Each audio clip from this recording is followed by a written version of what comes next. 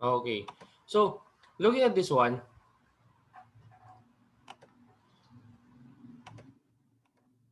the square root of x squared minus 16. The only value of x that is possible for that one is 4 and above. Okay? We cannot use 3, we cannot use 2, we cannot use 1, 0, -1, -2, and -3. We cannot use them. What we can only use are the numbers above 4 and the numbers below -4. Teacher, why is that we cannot use the numbers from -3 to +3?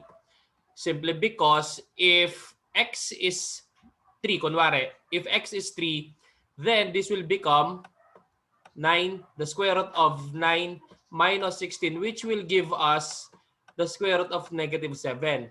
Remember that we cannot have a number that is negative, a negative number inside a radical symbol. Okay, to be specific, if the number here is even, or if you're doing a square root, okay, to be specific, if you're doing a square root, we cannot have a negative number inside that symbol.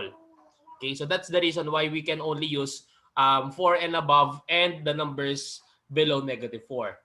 Now, if x is 4, if x is 4, then this will be 0, correct? Now, if x is 4, this will become 2 times 4 plus y is equal to 0. Kasi this is already 0 eh. If this is 4, if x is 4, then this whole part is already 0. So it means that this thing must also be 0. So in that case, solving for y here, y now will be equal to -8. So that is still possible. Now, if what is this? If x, yeah, if x squared is model this, if x squared is 5, or I mean if x is 5, if x is 5, I'm just going to clear this one. So if x is 5, so this one will become the square root of 25, the square root of 25 minus 16. So that would be the square root of 9, which is 3. If x is 5. If x is 5 here, therefore we will have 10. Wait lang.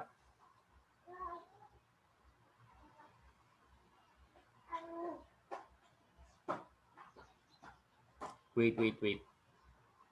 Oh yeah, I forgot. We are identifying this one pala. Sorry. So we are identifying y minus x. A while ago, right? X is 4, right? If x is 4, then based from getting the values of y will become -8, correct? So in this case, what we'll do now is y minus x, and that will be -8 minus 4, which will give us -12. Now, if x is -4, kasi we can use -4 here eh.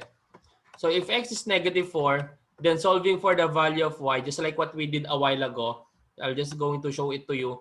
2x, or that is 2 times -4 plus y is equal to 0. So in that case, this will be -8 plus y is equal to 0. Therefore, y is equal to +8. So y is equal to 8. So in that case, we can do now y minus x.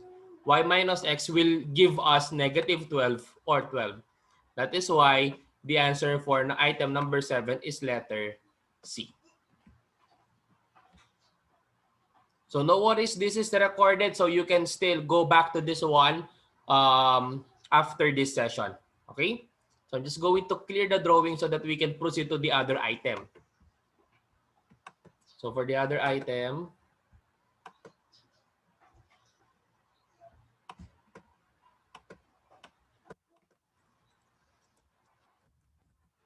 Okay, this one.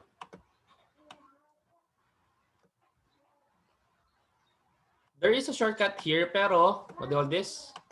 Um, it's somehow the formula is really not suited for a grade 6 student. So what am I going to do is this is the simplest way on how to deal with this problem. This is the simplest thing that I can think of so that a grade 6 student or even a grade 7 student can do this one. Okay? So this is how we do it. So for each line, we will put number 1. 1, 1, 1, 1, then 1 here. Okay? 1, 1, 1. This is for each line. Okay? So I think that is simple. No? So what we're going to do here is, so going to this, what do this? Wait lang. Yeah. Wait. Wait lang. No? I'll just get my paper. Wait lang.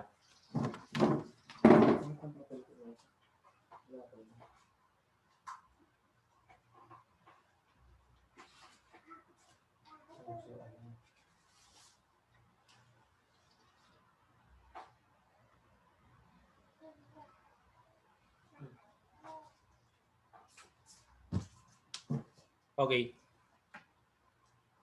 So the position of the numbers is incorrect pala. Should be here. 1, 1, 1, 1. Then 1 here. The same thing here. 1, 1, 1, 1. So we are putting the number ones on the intersections. So now what you're going to do here is to add this 1 and 1. So going here and then going there. That would be 2. In here, going here, and then from this, that would be 3. This would be 4. This would be 5. This would be 6. And then this would be 7. Same thing here. This would be 3. This would be 4. 5. And then this would be 6. Now for this one, for this point, you will just simply add these two numbers. 3 plus 3. And that would be 6. For this point, this would be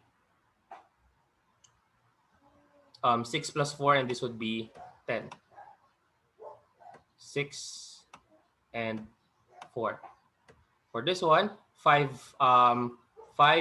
plus 10, and this would be 15. And then for this one, this would be this 15 plus 6, and this would be 21. Okay. For this one, for this point, this would be 10. Where did I get 10? 4 plus 6, and that is 10. For this one, this would be 20. And then this would be 20 plus 15, that is 35. So I'm hoping that you are getting the pattern here.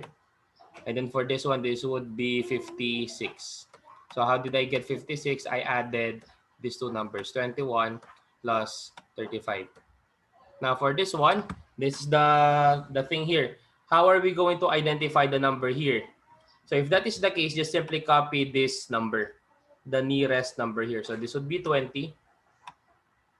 And then for the other one, since for this one, since the nearest number here is 6, so this would be 6. In that case, we can now continue this one. So this will be now 26. And then in here, 7 plus 6, this would be 13.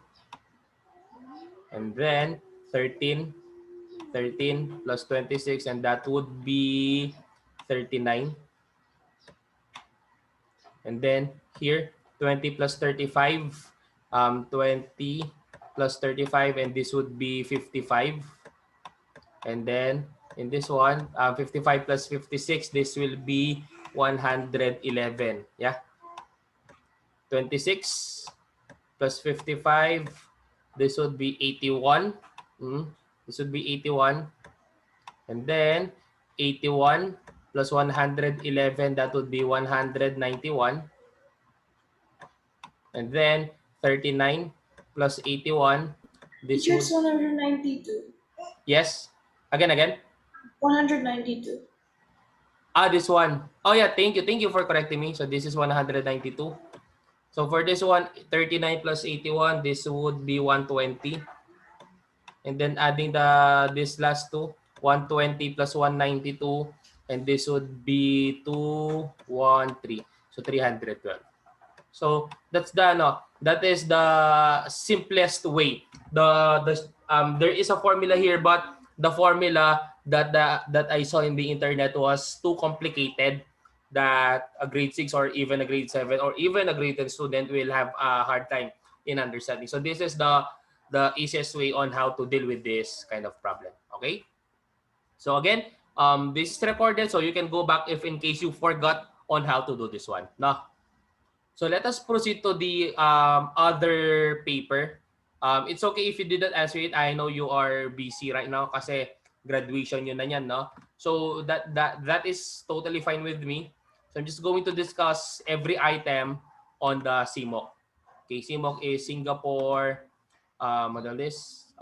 International Math Olympiad Competition. Okay? So let's start with number 1. If in case that you already have an idea on how to deal with this problem, then you can butt in and then say, teacher, I know how to do that one. Okay? So let us focus on number 1. A circle is inscribed in a square as shown in the diagram. The perimeter of Teacher, the... teacher, I think I know the teacher. Okay, so you know this one. Okay, so Because that's... yeah, I just wanna get Can you answer it? uh, wait, Just give me the letter of the answer. is it B? Is it B? Letter? B? Correct. Correct. Letter B. 16 pi cm squared. Correct. Next. Number 2. Except for the first term, each term in the following sequence is found by multiplying the same number to the previous term. 3, A, B, C, 48, and so on and so forth. Find the value of C. Do you know how to do that one?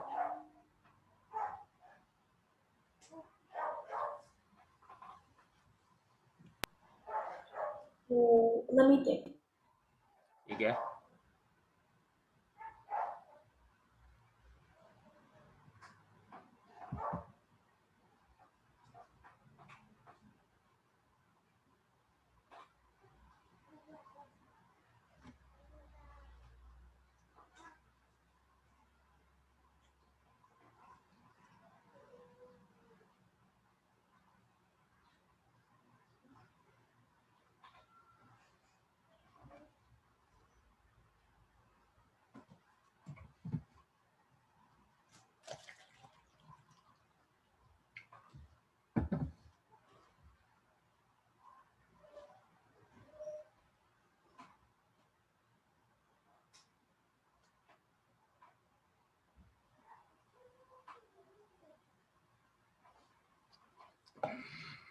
Is it A? Is it A? Letter? A? It's letter B. So how to do this one? I won't teach the... Oh wait, teacher, wait. Sorry, I missed one term kasi. Mm-mm. The simplest way to do this one is to divide everything by 3. So if you Teacher, I divide... made a mistake. I missed one of. Oh, never mind. It's okay. Pero you know how to do this one. You can explain her. Oh, sige, I'll just let me explain this one now. So the easiest way to do this one is to divide everything by 3. So if you divide this by 3, this would be 1. If you divide this by 3, this would be 16, correct? Excuse me. So we have 1, A, B, C. What do you think will you multiply to A so that it will reach 16? So this is pretty obvious. It's either you multiply by 2 or you multiply by 4. Okay? We cannot multiply this by 3. Why? Because 16 is not divisible by 3. We cannot multiply this by 5 because again 16 is not a multiple of 5. So it's either 2 or 4. Or if you want to use 8, it's up to you. So we will start with 2. 1 times 2 is 2. 2 times 2 is 4. 4 times 2 is 8. 8 times 2 is 16. So we got it correctly. Now, we will just simply go back to the original one. The first step, we divide by 3. Now, we reverse it. We multiply this by 3. So if you multiply this by 3, this will be 3. This would be 6. Oh, teacher, it's multiplying the same number, but Yes. I thought multiplying the number like multiplying the number before it. So Okay. So, yan siya. Okay? I was confused. I didn't. It's multiplied by the same number. I thought because it was multiplied by the number before it. Mm, So like okay. 1 and 2, it's gonna be 2. So, yan. Same number. Okay? So, at least, di ba, we are exposed to this one. Sige, Yes. I'll clear this one. Next, number 3. Okay. Sige, the cost price of a pair of shoes was $15. Mr. Lee sold the pair of shoes to a customer for $35. The latter gave Mr. Lee a $50 note, but Mr. Lee did not have enough change. So Mr. Lee went to Mr. Tan in the shop next door and exchanged the $50 note into smaller notes. Then Mr. Lee gave the customer a $15 change. After the customer had left, Mr. Tan discovered that the $50 note was a counterfeit. So Mr. Lee compensated Mr. Tan $50. How much money did Mr. Lee lose as compared if the 50 note was real? So this is somehow Teacher, a teacher, I think I'll be able to. again. I think I can do it. Oh, sige. Sige, I'll give you siguro 3 minutes. Sige.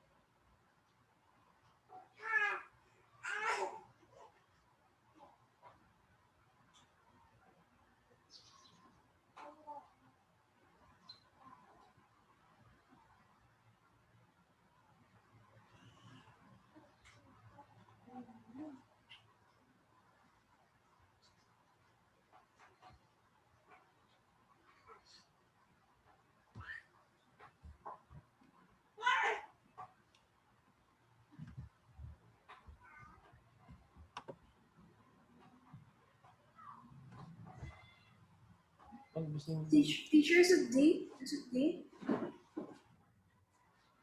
Teacher, teacher.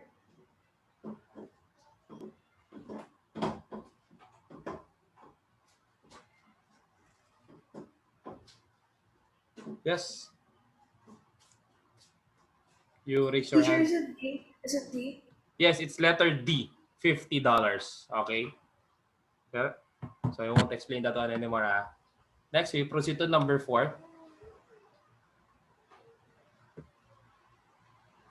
I think you can do this one.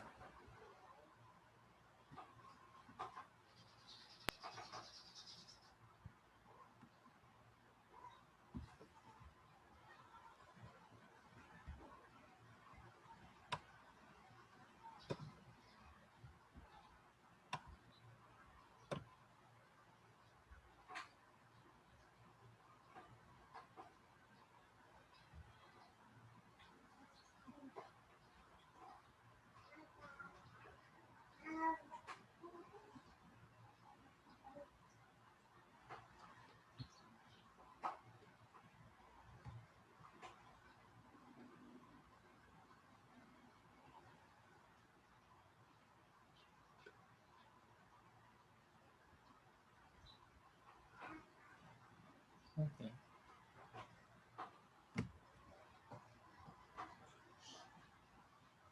Marimla.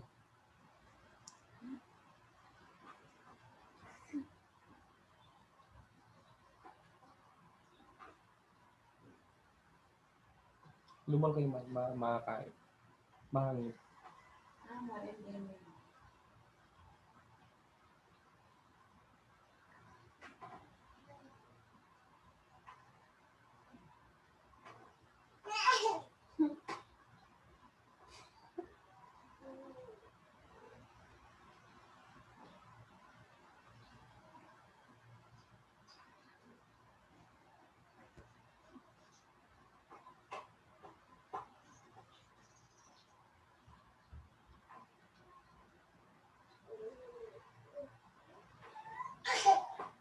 Are you having a hard time in counting?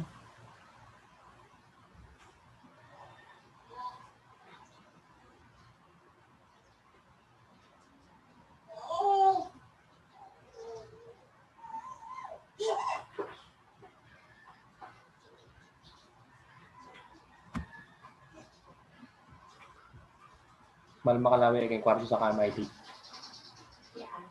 Mali iking kwarto. Iman lawin ka iking kaya iking kilwan. Walang mamambul ko yung mula talaga. Lapi may imig yan. Sige, bisa mo na.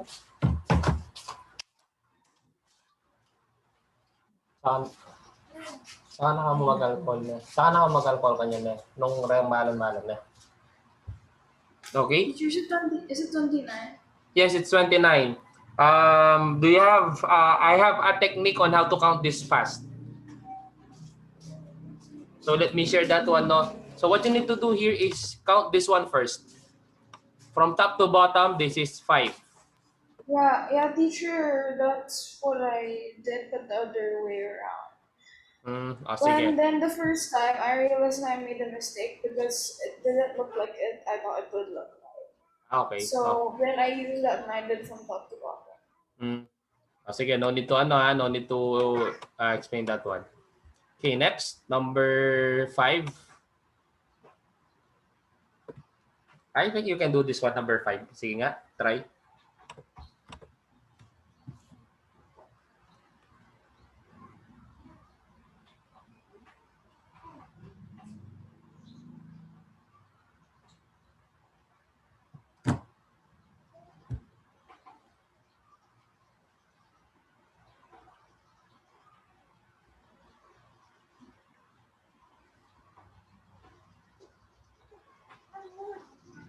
Is it letter C, A, and C? Letter A and C. No, it's letter B. B. It's A and B? Yes, A and B. Because we cannot divide by 0. To divide it by 0 is not allowed. Oh, I thought it was the other way around. I thought we cannot divide 0. So if you see that one, that is actually 2 over 0. So that is not allowed. Okay? Okay. Next one. Number 6. I think this is a familiar one because just the same with the horse last time. Try this one.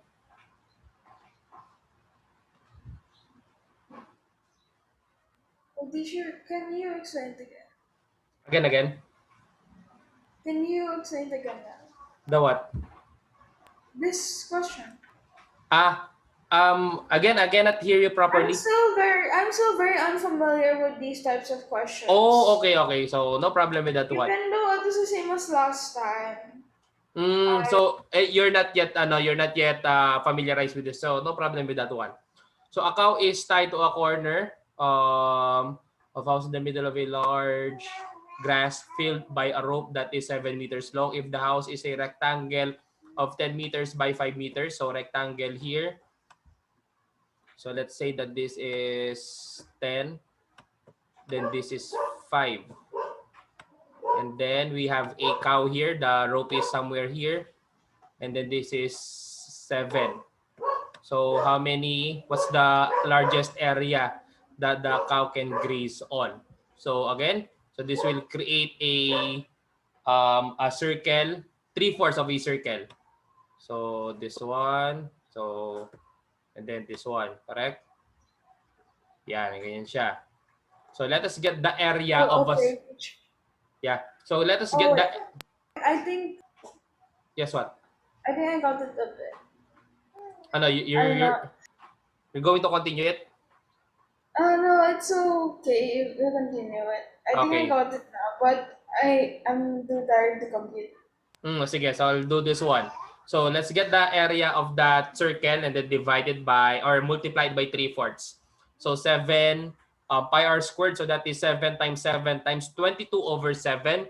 So that is just simply 22 times 7. Correct? I don't want to multiply 22 and 7 because that will give us a large number. So I'll just simply let that one as 22 times 7.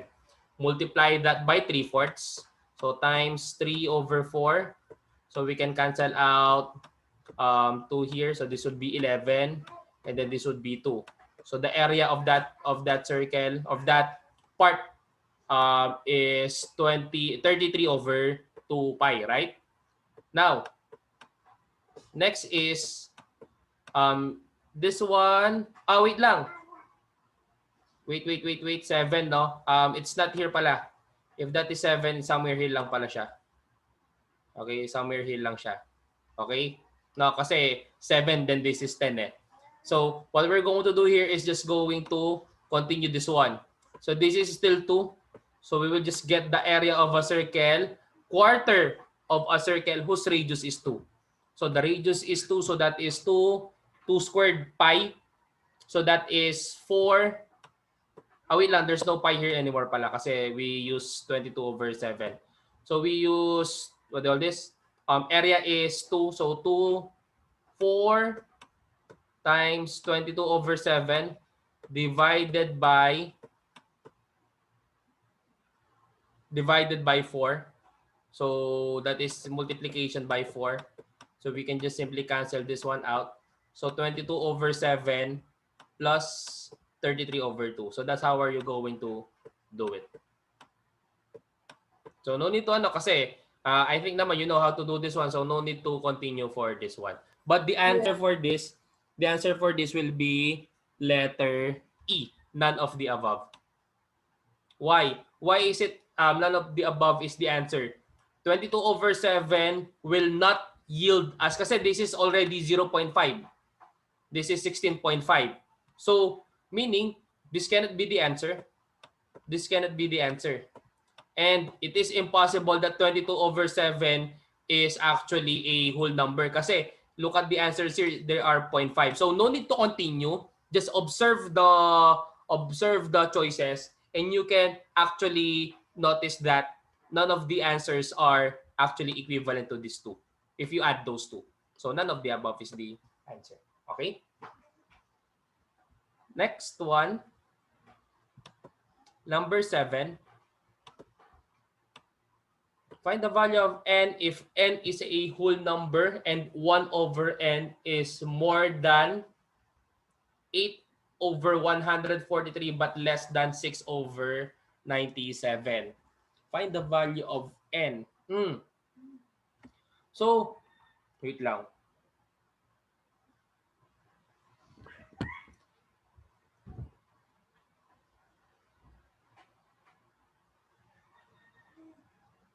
So, to answer this one, what we're going to do is to reciprocate all of them. So, it means that the number is between 1 over n is actually 1 over n is more than, so 843, 8 over 143, and then this one is 6 over 97. So it means that the 1 over n is in between these two fractions. So what we're going to do here is to reciprocate them. So this will become 143 over 8. And then this will be 97 over 6. Now, let's try to divide. 143 divided by 8. Let's just get the whole number for this one. 140 divided by 8, that would be 80, 15. Kasi 120 is already 15, right? 120, 128, 128, 136. So this is actually equivalent to 17. Yeah. And 7, 8. And then this one is, how many is this? 16? 97 over 60, 97 over 6. 16 and 1, 7. Okay. So most likely, if you're going to look at our number, so this is n. So 17 and then 16, right? So it means that among the choices, the nearest among the choices between these two numbers is actually, Teacher, yes, see it. correct. Oh yeah, it's So that's how we do it. Now, we don't need really to just simply observing. This is the beauty of a multiple choice question. You can somehow check the choices if they are a possible answer. Okay. Number 8, the following 3D pie chart shows the favorite fruit of a class of 40 students. Two lines in the graph intersect at the center of the pie chart, which the following statement is true. Oh, this is just simply by observing. We don't really need to we don't really need to what do you call this um solve for this one. Let us check the choices. Okay? So the number of students whose favorite fruit is apple is less than the number. No. Look at this one, ha. Actually, we are applying here a concept of geometry. We can say that these two are equal. Apple and pear are equal. Bananas and oranges are equal. Okay? So yeah. the number of students whose favorite fruit is apple is less than no. The number of students whose favorite fruit is apple is equal. Yeah. So I think you can write letter B here. So for letter C, letter D, and letter C and letter D, and E is not an answer na. Kasi we already checked letter B. So we will just simply identify letter C and letter D if they are true. Pero most likely, letter B na yung sagot dyan. The number of students whose favorite fruit is apple is more than, no, it's not. And then for letter D, it is not possible to tell, oh no. So letter B is the answer. That's how we identify it. So that's quite easy. Number 9, a big cube. Oh, okay. A big cube is made up of 125 small cubes. So this is a 5 by 5 by 5 cube. All the faces of the big cube are then painted. How many small cubes have exactly two painted faces? So, can you do this one? So it's the one house on the edge. Again. I think I can. An Okay. easier way. So dito, actually, I forgot the formula here, but this is somehow easy simply because we are just simply dealing with a small cube. So how to deal with this one? Just simply take the top part. So we will just simply count this cubes. So this is 3, and then here also 3. Same thing here, 3, and then here 3. Correct? Now, on the bottom part, so this how many? 1, 2, 3. So this already 12. At the bottom part, that is also 12. Now, what are the things that we did not count? The one on the sides. So how many is that? There are 4 times 3 cubes that are painted twice. Or I mean, the faces of two faces of those small cubes is being painted twice. So in that case, the answer will be 36. So actually, this one, you can just simply count them. So this is not that complicated compared to the others. Okay? Next. If the four-digit number 4n79 is divisible by 21, find n. If a number is divisible by 21, remember this one. Get the factors of 21. Isn't it that the factors of 21 are prime factors? The prime factors of 21 are 7 and 3. It means that a number is divisible by 21 if and only if the number is both divisible by 3 and by 21. So in that case, what we need to do is to add the numbers here, the digits here. So 4 plus 7, that's 11. So this is 20. So what number can we add to 20 to make it divisible by 3? So it's either 1, 4. Wait, teacher, can I ask something? Oh, wait, what? How do you know that a number is equal to 21 again? A number is divisible by 21 if it is both divisible by 3, and divisible by 7. So in that case, we can just simply cancel out letter D and letter E. So in this case, what we can do here is, actually you can do trial and error here, since solution is not is not needed in this item. So since at least you the choices are being trimmed down into 3 choices. So you can do you can Wait, do teacher, how do you know if a number is divisible by 7? a number is divisible. Actually, the rule here is somehow ano. Say for example, no, example lang. To check if I still know it. 22, wait lang ah. Wait, wait lang. I'm checking a number that is divisible by 7 and then check if it is okay to use that one. Okay, let's say if 511. Wait ah. Let's say 511. 511 is divisible by 7. I already checked it. But how are we going Oh, to so the sum needs to be prime? no, 511, what do we do here is to get the last digit and then multiply it by 2. So 1 times 2 is 2. So that would be the remaining digit subtracted by 2. 51 minus 2, and that would be 49. Check the difference. If you know that the difference is already a multiple of 7, then that number is divisible by 7. So say for example, in this one, so we will do, let's try. Well, wait, what again, teacher? So isn't it that the number is 511, right? We get the last digit. In this case, it should be 51 minus blank. What would be the number here? Double this number. If you double this number, this would be 2. So 51 minus 2, and that will be 49. Check the difference. If the difference is divisible by 7, then the original number is also divisible by 7.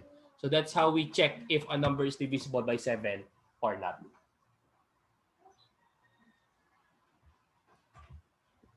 Got it?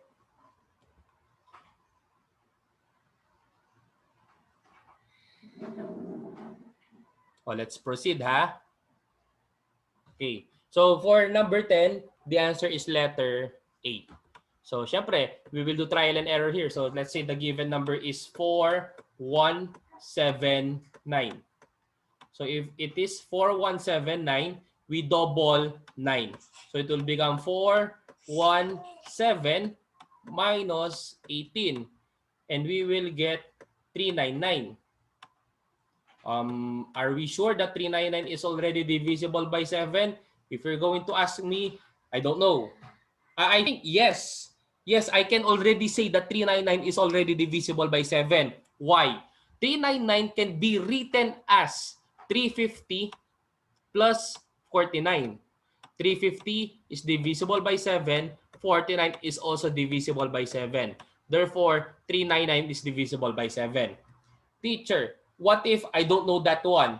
You can continue the process. 399, this will become 39 minus double the last digit. The last digit is 9. So 39 minus 18, and we will get 21. And this is manageable. 21 is actually divisible by 7. Therefore, this number is also divisible by 7. And in that case, the answer is letter A. Next one. So again, no worries, no? You can repeat this one because this is recorded. Next, number 11. Which of the following figures is an odd one out? So for number 11, it says here letter D. Why kaya? Why is it letter Simply because actually this is only an observation for letter D. Letter D is the only figure that wherein the sides is It not has thick. no outline. Yeah, Like it's a thick not. outline. It has no thick I outline. I think it's the outline itself. So that's it. That's the only reason for that one. Pero Yeah. That's But this. teacher, it's possible, and it could be number one or Yes, number two. correct. It can be number 1 or number 2. It might Yeah, also be number three because, like, the sizes, right? Yeah, this is this for me this question is somehow controversial. Yeah, I may use that word, no, controversial, because it's reasoning eh. If your reason is if the way you reason for this question is correct, then 'di ba? So actually we might got a wrong answer for this one, no, because of the different reasons. Okay? So yun lang. Okay, let's move on to number 12. Mm. Number 12, this is one of the difficult questions in MTAP in 2019 or around. So how to do this one? The diagram shows two overlapping squares x and y. The ratio of the shaded area and the area of the square is 3 is to 8. The ratio of the shaded area of the square y is 4 is to 9. Huh? This is this is now easy simply because I am already exposed to this one. How to do this one? The first items that are being said was the shaded area of the shaded area. So meaning we will just simply equate these two. Okay? So we will just simply equate those two. So in that case, this will be 3 is to 8.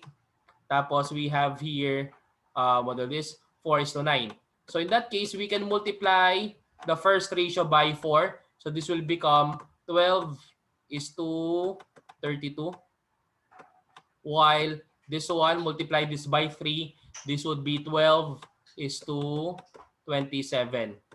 So what is being asked? Find the ratio of the shaded area to the total unshaded area. So the shaded area is 12. And then the total unshaded area, you add these two and then subtract it by 12. Adding these two, we will get 59. 59 minus 12. 59 minus 12, that is 47. Let me check. Oh, wait lang. Shaded area to the... Kasi the answer here is... Am I wrong? It's not. The total of unshaded area of the figure. Okay. Kasi we counted this area twice. So 47 still minus 12 yun. 47 minus 12, and that would be 35. So the answer here would be 12 is to 35. So letter C is the answer. Okay? Do this one. Wait. Yes, what? Teacher, again? Um, from the beginning? So you're gonna subtract what and what again? Okay. So this one is clear. I think this one is clear, right? So it means that Yeah. 32 is actually the area of square x, while 27 is the area of square y. So for square x, so let omit this one. So for square x, let us identify the area of the unshaded area. 32 minus 12, that is 20. For square y, let us identify the area of the unshaded area. 27 minus 12, and that will give us 15. Adding these two, since these two are the unshaded area, and this would be No, 35. wait, teacher, what again? I'm confused. Let me repeat everything, no? Para it will be clear. Now, di ba? The ratio No, of teacher, you could have just started it from the 12 is to 32 and 12 is to 20. on what part? Yeah, there. This one. Why 20 and what do you mean? Why that? Again. No, like how you got 35, teacher. How did I get 35? Kasi 'di ba 35 we are asking for the total unshaded area. So first, 12 is to 32. 32 is the area of square X. So it means that this is 32 square units. But we have here this unshaded, this shaded part. This shaded part is actually equivalent to 12. So we need to remove that 12 from 32. That is why we got 20. For square y, the area of this square y is actually 27. Now, in this square, we already included this shaded part. So we need to remove 12. Woo! Huh? Oh, huh? I never mind. So we need to remove 12 from what do this? We need to remove 12 from square y. So 12, subtract it from 27 and we will get 15. So since we are asking for the total unshaded area, we add these two. 20 plus 15 and we will get 35.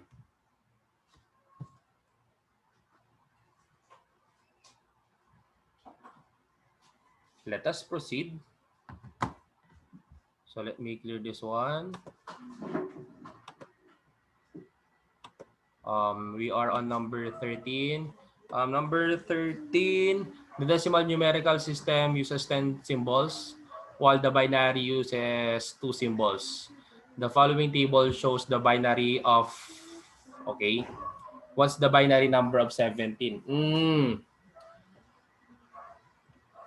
Okay, what's the binary number of 17? So how does a binary number works? Actually, this table will not really help us eh. So how does binary number works? So for binary number, let's say we have 1, 2, 3, 4, 5. So the first number is actually 2, wait lang. Yeah, this is 2 raised to 0. The second number is 2 raised to 1. The third number is 2 raised to 2. The fourth number is 2 raised to 3, and so on and so forth. So this is 2 raised to 4. Wait, teacher, what again? What again? I still not sure about binary numbers. Binary numbers, these are the numbers that's being used in computers. Okay, this is actually their language. Okay, binary number, the binary system. In binary system, we are only using the digits 0 and 1. Okay? So, say for example, we want to write number 2. How does 10 became number 2? So the first number is actually 2 raised to 0. The second number is actually 2 raised to 1. So it means that 2 raised to 0 times 0 is 0. 2 raised to 1 times 1 is 2. 2 plus 0 is 2. How about for number 3? The first number, this one, is 2 raised to 0. So 2 raised to 0 times 1 is 1. This one, the second number, this is 2 raised to 2. 2 raised to 1 pala. 2 raised to 1 times 1 is 2. Add them together, 2 plus 1 is 3. How about for number 4? The Wait, first wait, number, wait, wait, teacher, what again? I'm really, really confused. Like, um, starting at number 3. number 3, okay. So I'll just erase that part na para I can rewrite. Yeah. Okay. So for number 3, we'll do this. For number 3, the first number is 2 raised to 0. Always remember that one. The ones place is 2 raised to 0. This one is actually 2 raised to 1. Okay? Now, multiply this two. 2 raised to 0 times 1, that is 1. 2 raised to 1 times 1, that is, so this is 1, and this would be 2. Add these numbers, and we will get 3. For it to be clearer, let's use number 4. The first digit, this is 2 raised to 0. The second digit, this is 2 raised to 1. The third digit, this is 2 raised to 2. Now, let's multiply them one by one. 2 raised to 0 times 0, still 0. 2 raised to 1 times 1 at 2 raised to 1 times 0. Again, that is 0. 2 raised to 2 times 1, that is 4. Add them, 4 plus 0, and we will get 4. So, for number 17, how do we identify number 17? We don't need to, let's do trial and error here. Diba this is 2 raised to 0? This is 2 raised to 1, this is 2 raised to 2, and then this is 2 raised to 3. Let's add them. So this is 0, this is 2 plus 4 plus 8. Will that add up to 17? No. So 2 plus 4, 2 plus 4 plus 8, that is only 15, correct? Yeah, that is only Wait, 15. wait, wait. How did you get from 101 to 5 naman? Again. For number 5, this one. First number, so, di ba, I'll just rewrite 101. So the first number is 2 raised to 0. Multiply these two, this would be 1. This is 2 raised to 1. How would it be 1? There's a 0. Again. How is it 1? There's a 0. We always start with 0. When we are, that's the parang the beginning of, we start with 0. Yeah, but 2. 2 raised to 0 2 raised to, times 1 2 raised to 0, is... 2 raised to 0, any number that has an exponent of 0 is actually 1. So 1 times 1 is 1. 3 raised to 0, this is 1. Basta any number that has an exponent of 0 is actually 1. Sige, did that one clear your queries? Or yes, sige. What is Why did they make that so confusing? which part is confusing on this question? No, like 2 raised to 0 times 1. How did they make it like 1? That's the rule in binary number. So we start with 2 raised to 0. So it means that, kasi di ba in decimal number, say for example 21. The number 21 in decimal, in our system. Okay, teacher, let's just try to start finding the answer. Again. Let's try to find the answer. Let's try to find the answer na. Sige. So, 1110. This is not equal to 17. Why? Because this is 2 raised to 0 times 0, that is 0. 2 raised to 1 times 1, that is 2. 2 raised to 2 times 1, that is 4. 2 raised to 3 times 1, and that is 8.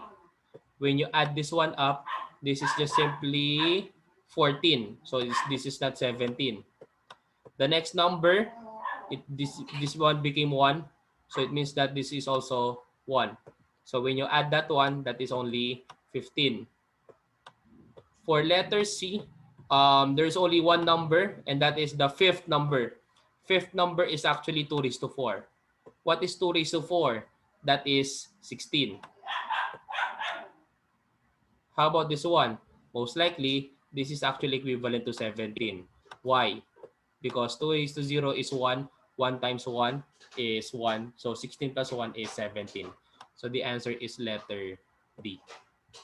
So this is somehow confusing, no? On your part. Sige, I'll try to create a question that involves this one, no? No, teacher. Let's just do the others. Okay, sige. Let's move on to number 14. Let me clear this one. Number 14. Oh, this one is easy. I think you are doing this in your class. 5 men take 3 days to build 2 walls. How many days will it take 8 men to build 16 walls? Assume that all men work at the same rate. Number 14. the answer for number 14 is this one. Y. So most likely letter, this one is not an answer. No? So, why is it 15? Wait lang ah. 5 men take 3 days to build 2 walls.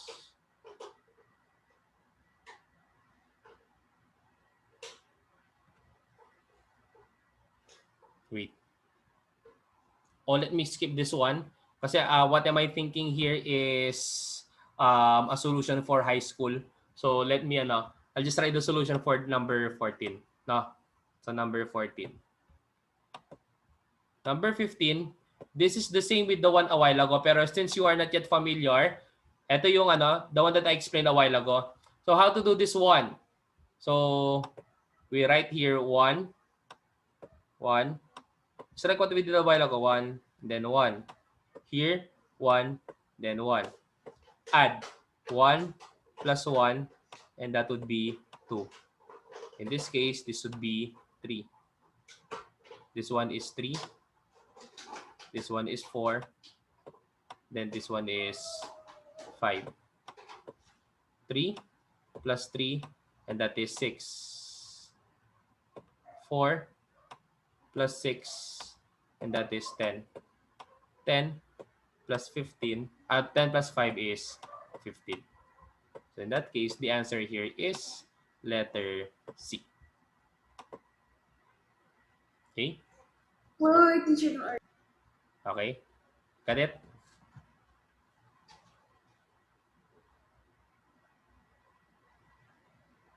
Okay.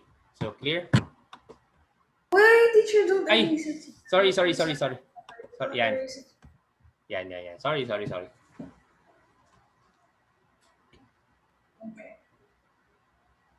Okay. That's it. Oops.